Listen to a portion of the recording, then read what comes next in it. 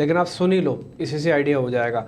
दूसरा पॉइंट एक और चीज़ है, मार्केट के अंदर एक पुल बैक आता है तो छोटा पुल बैक होगा। सर्किट से बात हमको ये भी पता लग रही है, वो कैसे होगा, क्योंकि पहले 22,400 का सपोर्ट था, अब रेजिस्टेंस है। अब रेजिस्टेंस ही पार नहीं होगा क्योंकि कॉल राइटिंग वहाँ पे जम के हुई है। पहले कॉल्स थी, अब राइटर आ गए वहाँ पे, यानी कि कॉल्स बेचने वाले आ गए। तो पहले उनके खेमे को हटाना होगा। देखते हैं क्या होगा। फिलहाल तो आज हम क्लोजिंग की तरफ बढ़ रहे हैं। कोई खास ट्रेड आप ना लीजिएगा इस समय, रुक जाइए।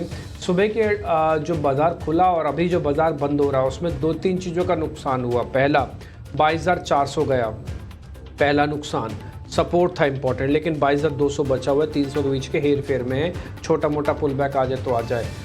हमने 48,800 को ब्रेक किया। आज ये 48,800 ब्रेक हुआ तो आपके सामने है 250 पे हम क्लोज कर रहे हैं, यानी कि 450-500 पॉइंट हमने एक ही दिन में खो दिए 48,800 के टूटते ही बैंक निफ्टी के अंदर। बैंक निफ्टी का पुट कॉल रेशो 0.55 पे है।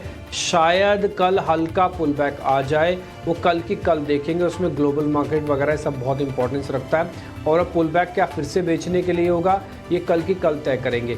एडवांस डिक्लाइन में आप 1900 शेयर डिक्लाइंस के देख पा रहे हो, 500 शेयर सिर्फ एडवांसेस के देख पा रहे हो। ये भी आज एक प्रॉब्लम की चीज़ है कि बाजार के अंदर आज लीडरशिप क्राइसिस भी था और टोटल मार्केट भी खराब था। एक बार स्मॉल कैप और मिड कैप का इंडेक्स भी दिखाओ आप, थोड़ा बहुत कन्विक्शन ना, वहाँ से भी आपको आइडिया लग जाएगा। इकलौता एफएमसीजी और आईटी चला नहीं था, इसलिए आईटी का रूबरू होना चलना बहुत लाजमी है, इसलिए हरे निशान में था। और दूसरा एफएमसीजी, क्योंकि मैरिको के अच्छे कॉल आ गई, फिर बाद में गोदरेज सीपी के नंबर, फिर उससे पहले हमने टाटा कंज्यूमर्स के नंबर, एचयूएल के नंबर्स देखे हुए हैं। तो सब कुछ काफ़ी हद तक समग्रता में वो आपको टोटल में दिख रहा होगा। तो इसलिए दो इंडाइसिस हैं और ये चर्निंग का पार्ट है। ये वैसा भी नहीं है कि ऐसा ये आज ही चला तो आज ही नोटिस, चर्निंग का भी पार्ट है कि कोई ना कोई सेक्टर तो रहेगा ना जो लीडरशिप लेके आएगा या अपने आप को बचाएगा किसी न किसी वजह से। ठीक, तो ये कुछ चीज़ें हमने आपके सामने रखी हैं। मेरे को लग रहा है कि कल का कल सेशन फिर से देखना चाहिए, आज के सेशन को यहीं कंप्लीट कर देना चाहिए। कल ना इसके बैगेज को नहीं लेके जाना चाहिए।